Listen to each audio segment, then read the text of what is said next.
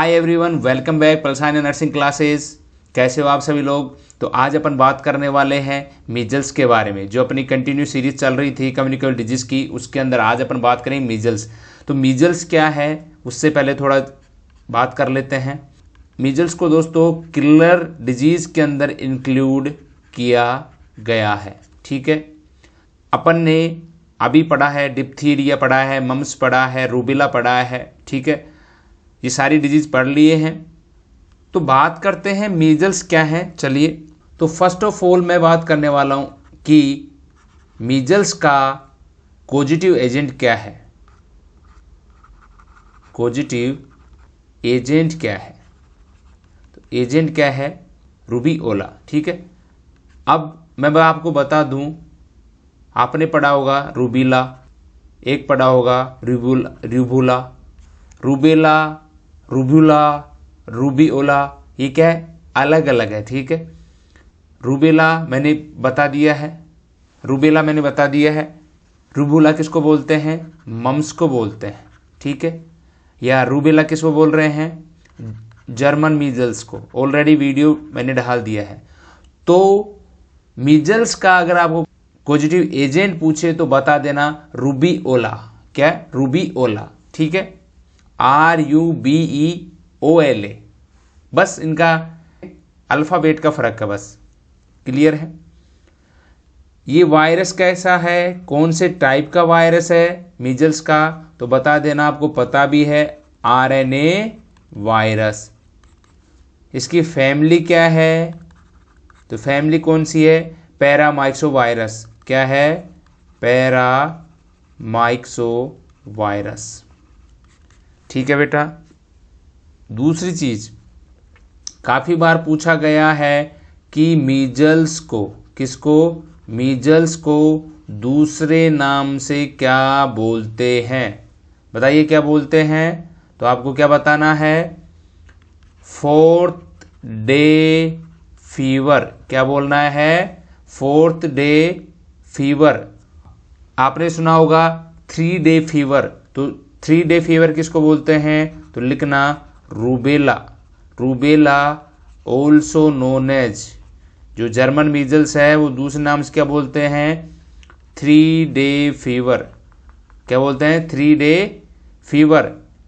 और 5 day fever कौन सा होता है, 5 डे फीवर आपने सुना होगा, तो क्या बोलते हैं, ट्रेंच फीवर को ही क्या बोलते हैं बेटा, 5 डे फीवर बोलते हैं। ठीक है, और आपने सुना होगा 8th डे डिजीज, 8वें दिन वाली किस डिजीज को बोलते हैं, तो किसको बोलते हैं, टिटनस नियोनेट्रम। तो लिख देता हूं यहां पे, टिटनस नियोनेट्रम। ठीक है, मैंने अभी क्या बताया आपको कि मीजल्स को दूसरे नाम से जाना जाता है, उसको क्या बोलते हैं, फोर्थ डे फीवर। क्लियर है। फिर मैंने बोला कि रूबेला को क्या बोलते हैं, 3 डे फीवर। तो रूबेला क्या है, जर्मन मीजल्स। ठीक है, 5th डे फीवर के नाम से आता है क्वेश्चन, तो बताना है ट्रेंच फीवर को बोलते हैं। ठीक है, अगर आपसे पूछे कि 8 डेज वाली डिजीज किसको बोलते हैं, तो आपको बताना है टिटनस नियोनेट्रम। ठीक है बेटा। यही मैं बात करूं रूट ऑफ ट्रांसमिशन, मैं किसकी बात कर रहा हूं, मीजल्स की बात कर रहा हूं। तो इसका ट्रांसमिशन, ये किससे ट्रांसफर होएगा, तो वो आपको बताना है। तो क्या होगा, अगर आपने मेरी क्लासेस ली है प्रीवियस तो आपको पता होगा, मैंने बताया था। तो क्या था, रेस्पिरेटरी रूट। ठीक है बेटा, किस रूट से ट्रांसमिट होगा, रेस्पिरेटरी रूट। ठीक है, मैं बात करूं बेटा यहां पे मोड ऑफ ट्रांसमिशन, ये भी आपको पता है, मोड ऑफ ट्रांसमिशन। तो मैंने क्या बताया था, अगर आपने क्लासेस ली है तो क्या बताया था, droplet nuclei, droplet nuclei during, कब, सीजनिंग एंड कफिंग। ठीक है, और आपसे काफ़ी बार पूछ ले साइज क्या होती है ड्रॉपलेट न्यूक्लियाई की, तो ड्रॉपलेट न्यूक्लियाई की साइज क्या है, तो साइज बता देना 5 माइक्रोन। ठीक है। अगर आपसे कोई पूछे कि साइज क्या है तो क्या बतानी है, 5 माइक्रोन। ठीक है बेटा। फिर आपको कोई पूछ ले सीजन क्या है, कौन से सीजन में, तो वही से मोस्टली किस में, विंटर सीजन में, but may be caused in any season. आपको ये नहीं बताना कि विंटर में ही होता है, बट ये कहना कि मोस्ट प्रोबेबिलिटी जो केसेस देखने को मिलते हैं मोस्टली विंटर में देखने को मिलते हैं, लेकिन अदर सीजन में भी हो सकते हैं। यहीं पे मैं एज ग्रुप की बात करूं बेटा, तो एज ग्रुप क्या है, मोस्टली अफेक्ट, आपको पता है ऑलरेडी, चाइल्डहुड एज ग्रुप। ठीक है। बट लेकिन में affect in any age group, mainly किस एज ग्रुप को अफेक्ट करता है, चाइल्डहुड को, लेकिन ये क्या है दूसरे एज ग्रुप को भी अफेक्ट कर सकता है। क्लियर है यहाँ तक। अब बात करूं बेटा कि इंक्यूबेशन पीरियड क्या होता है, 10 से 14 दिन, 10 to 14 डेज। ठीक है। अब आपको कोई पूछे कि मान लीजिएगा किसी बच्चे को या क्लाइंट को मीजल्स हुआ है, तो क्या उसको दोबारा अटैक आएगा क्या, किसका, मीजल का, तो क्या होता है, क्या मानते हैं कि एक बार ही अगर किसी को मीजल्स हुआ है तो दोबारा क्या होता है, लाइफ लॉन्ग इम्यूनिटी प्रोवाइड करा के जाता है। लेकिन रिसर्च की माने 20% केसेस फिर भी चांसेस होते हैं देखने को मिल जाए, लेकिन आपको अगर सेंट्रल गवर्नमेंट या कहीं पे पूछे तो आपको लाइफ लॉन्ग ही बताना है। तो बेटा यहां पे लिख लेना, one time attack of measles then provide life long immunity, but according to research 20% may be chances, 20% chance होते हैं। ठीक है। अब यहीं पे किस प्रकार से क्वेश्चन पुटअप हो के आता है, क्वेश्चन भी आपको मैं साथ के साथ करा देता हूँ। क्या पूछे आपको, मान लीजिएगा in a child attack of measles then develop immunity for, कब तक कराएगा, आपको मैं ऑप्शन दे रहा हूं, ए ऑप्शन मान लीजिएगा फॉर 10 मंथ, बी ऑप्शन मान लीजिएगा फॉर 18 मंथ, सी मान लीजिएगा 14 ईयर, डी मान लीजिएगा लाइफ लॉन्ग। बताइए तो क्या आएगा, डी, लाइफ लॉन्ग इम्यूनिटी ही बतानी है आपको। क्लियर है। नेक्स्ट अपन बात करते हैं अब क्लिनिकल फीचर्स या बोले साइन सिम्टम या बोले क्लिनिकल मैनिफेस्टेशन। तो सारी बात कर लेते हैं। तो क्या देख रहे हैं, क्लिनिकल फीचर्स की बात कर रहे हैं, मीजल्स के अंदर कौन कौन से देखने को मिले। अगर आपको कोई पूछे कि फर्स्ट क्लिनिकल फीचर्स कौन सा देखने को मिलता है, समझ में आया मैंने क्या बोला, कि मीजल्स के अंदर जो साइंस क्लिनिकल फीचर्स तो देखोगे, लेकिन फर्स्ट कौन सा देखने को मिलेगा, तो बेटा लिख लेना हाई ग्रेड फीवर। कैसा, हाई ग्रेड फीवर क्या होगा, first clinical features are seen in measles. Measles के अंदर फर्स्ट क्लिनिकल फीचर्स क्या देखने को मिलेगा, हाई ग्रेड फीवर। ठीक है। सेकंड में बात करूं कैटरल कैटरल सिम्टम, इसको 3C के नाम से भी जानते हैं। अभी 3C क्या है आपने पढ़ा होगा। 3C की बात कर रहा हूँ मैं। फर्स्ट में बात कर रहा हूँ कफिंग, ठीक है, कोरिजा, थर्ड है कंजक्टिवाइटिस, ठीक है, कंजक्टिवाइटिस आप जानते हो, कफिंग आप जानते हो, कोरिजा क्या है, इन्फ्लामेशन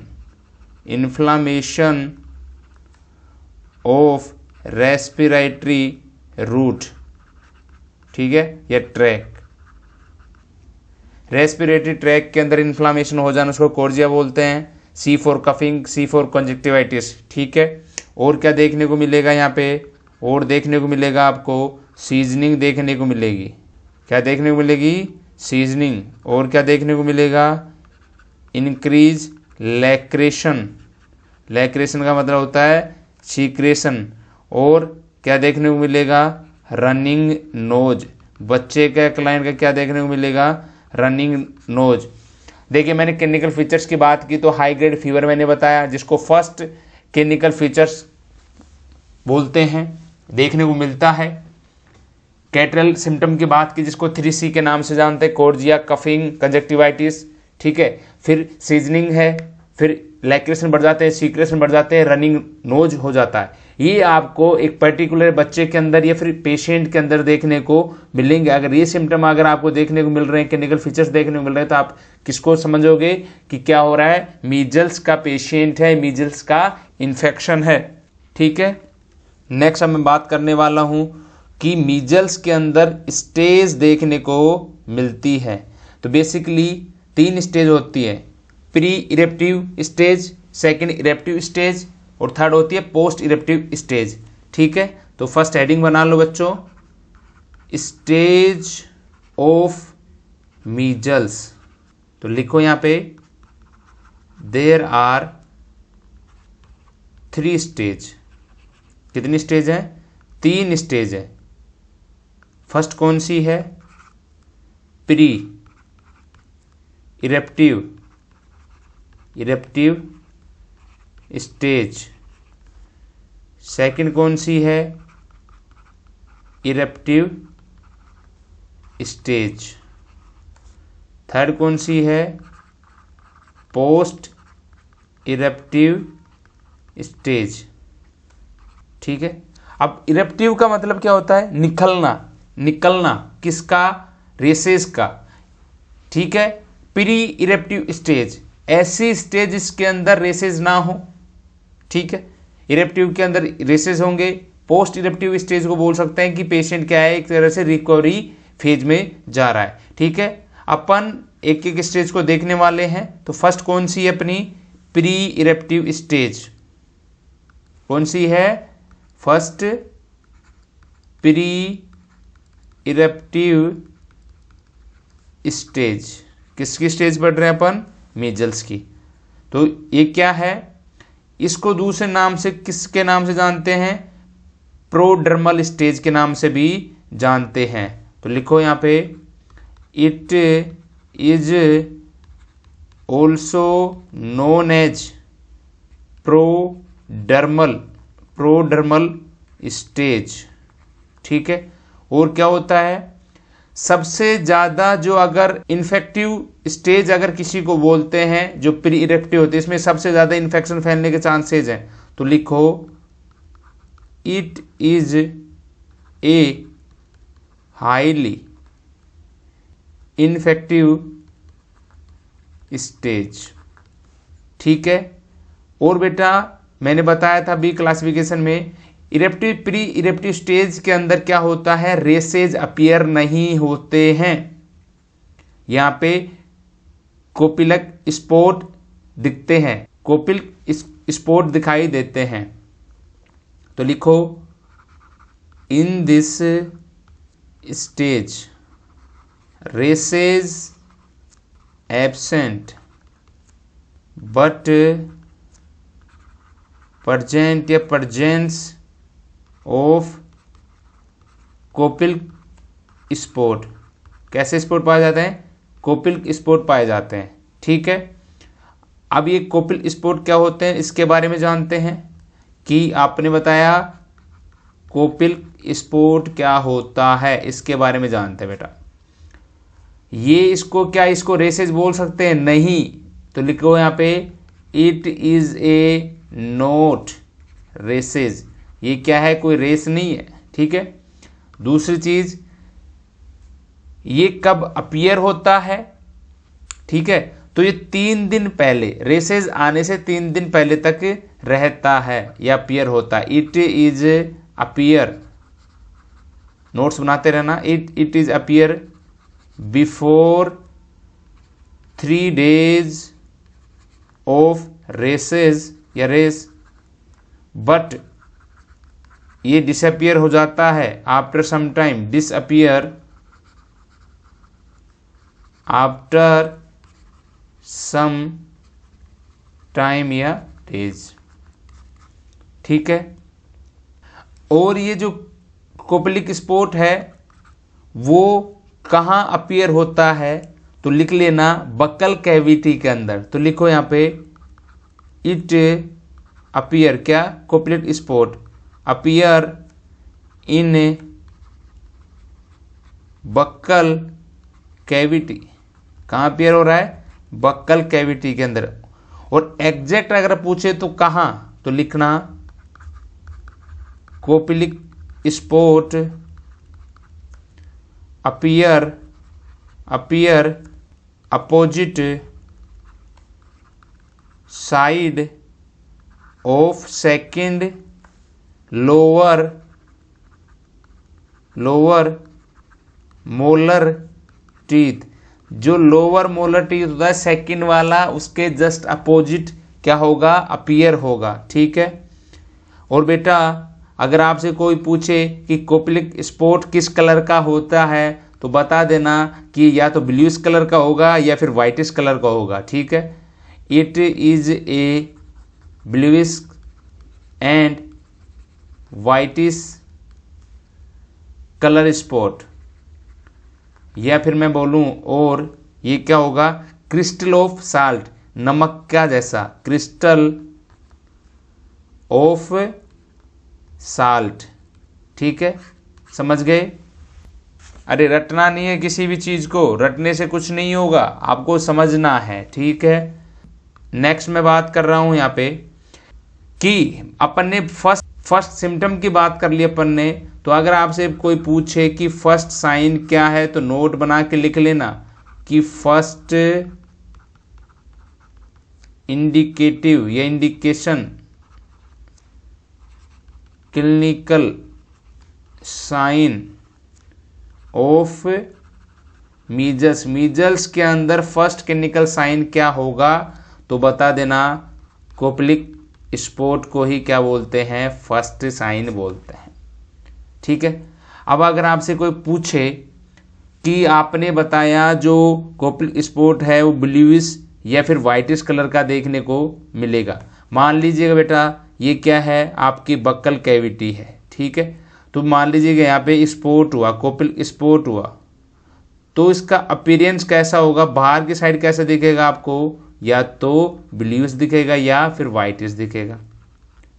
लेकिन आपसे काफी बार क्वेश्चन पूछ सकता है, पूछा तो नहीं लेकिन पूछ भी सकता है कि जो इसका बेस है किस कलर का, कोपिलिक स्पॉट का बेस किस कलर का होगा? वो भी लिख लो आप, हेडिंग बना लो,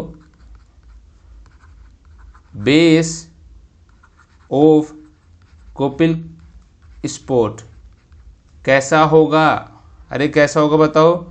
तो बता देना रेड कलर का। जो कोपिलिक स्पॉट का बेस कैसा होगा?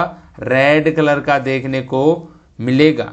ठीक है। ये अपन ने पढ़ ली है फर्स्ट प्री इरेप्टिव स्टेज। अब बात करने वाला हूं इरेप्टिव स्टेज के अंदर। तो इसके अंदर क्या होगा? रेसेस अपीयर होंगे, पहली चीज तो ये। ठीक है। इसको क्या कहते हैं? Second stage. तो it is stage of measles is second stage. ठीक है। ये लिख देना it is second stage of measles. ठीक है।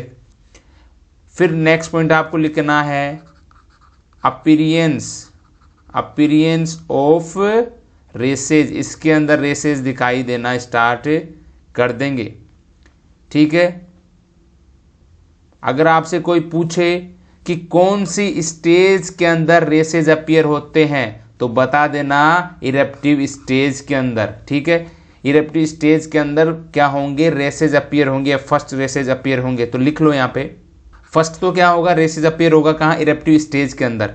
जो रेसेज अपीयर होगा वो कहाँ होगा, ठीक है, किस कलर का होगा रेसेज, तो लिखो यहाँ पे first rashes appear behind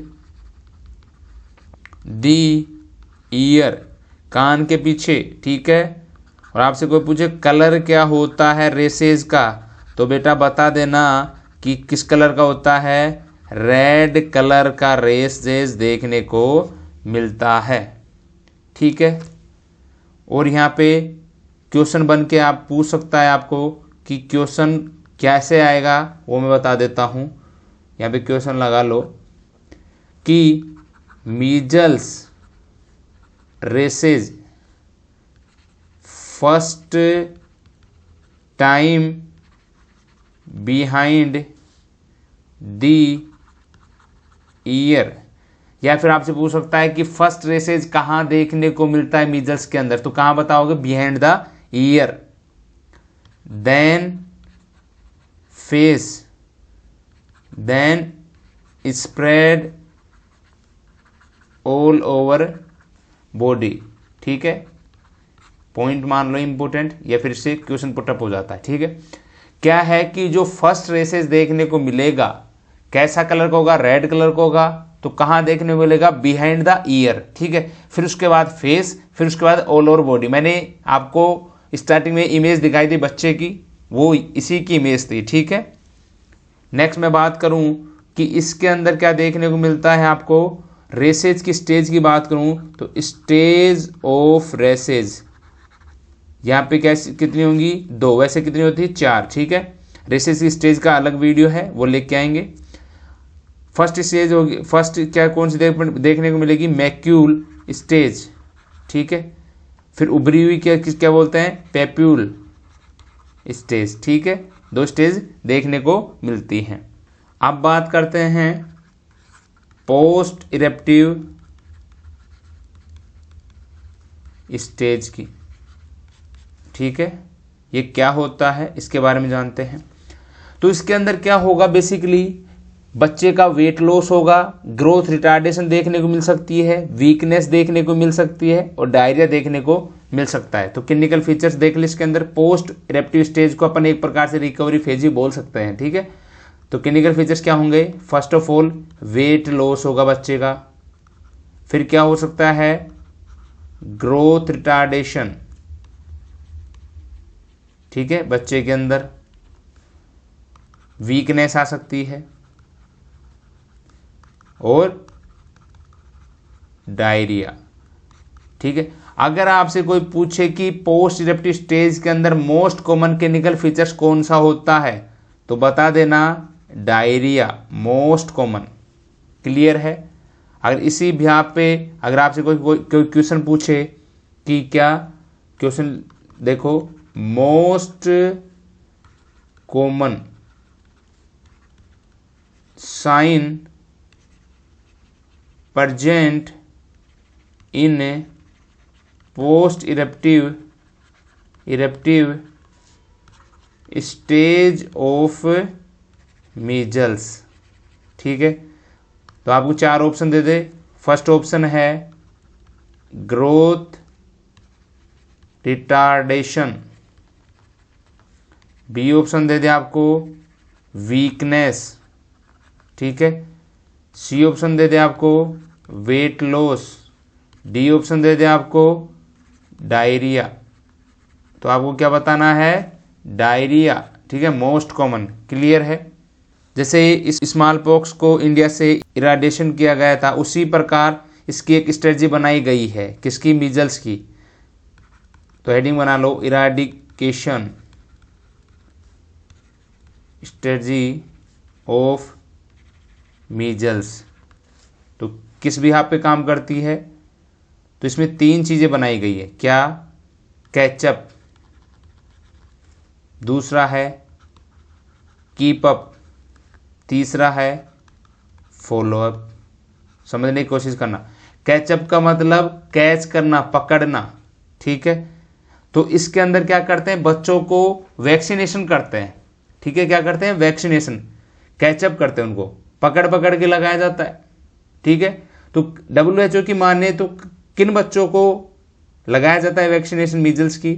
9 month to 14 year, 9 महीने से लेके 14 साल के बच्चे को वैक्सीनेशन किया जाता है। ये किसने बोला है? According to WHO। लेकिन इंडिया गवर्नमेंट ने क्या बता रखा है कि 9 महीने से लेके 15 साल तक के बच्चे को आपको क्या करना है? वैक्सीनेशन करना है, अकॉर्डिंग टू इंडियन गवर्नमेंट। अगर आपको एग्जाम में पूछे तो आपको WHO का ही बताना है, ठीक है। कीप अप के अंदर क्या किया जाता है कि इसके अंदर हर बच्चे को, एवरी चाइल्ड, हर बच्चे को क्या किया जाता है? कवर किया जाता है कि वो वैक्सीनेशन से ना वंचित हो, ठीक है। या उसको वैक्सीनेशन अगर किसी छूट गई तो उसको कवर करें, ठीक है। फॉलो अप में क्या होता है? मान लीजिएगा आप एक पर्टिकुलर सोसाइटी में जाते हो, जैसे स्लम एरिया में जाते हो, तो आपने वैक्सीनेशन लगा दी। जब 1-1.5 साल बाद आते हो तो वहां पे बच्चों का जन्म तो होता ही है ऑब्वियसली, तो उनको भी क्या करना है? अपन को वैक्सीनेशन करना है। तो एरिया को क्या करना है? बार बार, या फिर बोल सकते 6 महीने साल भर में आपको उसको चेकआउट करना है, ठीक है। अगर कोई बच जाता है तो आपको उसको वैक्सीनेशन करना है, ठीक। इराडिकेशन का प्रोग्राम था। अब मैं बात करूं कि इसके अंदर कॉम्प्लिकेशंस देखने को मिलते हैं, कॉम्प्लिकेशंस देखने को मिलते हैं किसमें? मीजल्स में बेटा। तो कॉम्प्लिकेशन क्या होंगे? फर्स्ट होगा ओइटाइटिस मीडिया, ठीक है, और दूसरा होता है निमोनिया, ठीक है, निमोनिया। क्लियर है?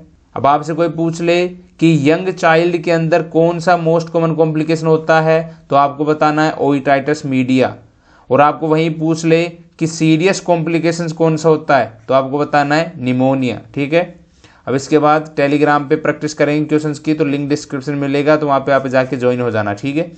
प्रिवेंशन की बात करें तो ऑब्वियसली क्या करेंगे? वैक्सीनेशन करते हैं बेटा। क्या करते हैं? वैक्सीनेशन करते हैं। अगर आपसे कोई पूछे कि मीजल्स के अगर वैक्सीनेशन करने हैं तो कौन सी प्रिवेंशन में आएगा? प्रीमोडियल में आएगा, प्राइमरी में आएगा, सेकेंडरी में आएगा, टर्सरी में आएगा? तो आपको बताना है प्राइमरी प्रिवेंशन के अंदर आता है, ठीक है। डोज क्या रहेगी इसकी? डोज सेम रहेगी 0.5 ml। रूट कौन सा रहेगा? रूट रहेगा सबक्यूटेनियस, ठीक है। साइट कौन सी रहेगी वैक्सीनेशन के लिए? Right upper arm. क्या? Right upper arm. और बेटा ये कब दिया जाएगा? तो लिख लेना गिवन। कहाँ? कब? 9 मंथ पर, ठीक है। और इसको डाइल्यूट किया जाएगा, पूछ लेता है डाइल्यूट। तो ध्यान रखना मीजल्स की जो वैक्सीनेशन है उसको डाइल्यूट करते हैं। किससे करते हैं? डिस्टिल वाटर से, डिस्टिल वाटर से किया जाता है, ठीक है। और आपसे अगर कोई पूछ ले कि स्टोरेज कितने पे किया जाता है, इसको स्टोर किया जाता है बेटा। स्टोरेज आपसे अगर कोई पूछ ले मीजल्स को कहाँ स्टोर करते हैं, तो आपको बताना है फ्रीजर बताना है। क्या? फ्रीजर, -20 डिग्री सेल्सियस, ठीक है, -20 पे। और अगर आपसे कोई पूछ ले मैनेजमेंट क्या करते हैं इसका, तो बेटा इम्यूनोग्लोबिन्स देते हैं, ठीक है। क्या करते हैं? इम्यूनोग्लोबिन्स इसका मैनेजमेंट होता है। तो मैंने आपको कॉम्प्लिकेशन बता दिए। अगर यंगर चिल्ड्रन चाइल्ड के अंदर पूछे, यंग चाइल्ड के अंदर पूछे कॉम्प्लिकेशन, तो ओइटाइटिस मीडिया बताना है। और अगर आपको कोई सीरियस कंडीशन पूछता है तो बेटा निमोनिया बताना है। अगर आपको प्रिवेंशन की बात कर रहा है कोई, तो प्रिवेंशन में क्या करना है?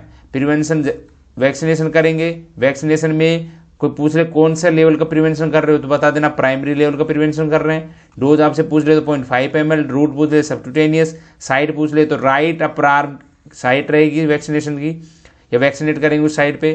कब देते हैं? 9 महीने पे देते हैं।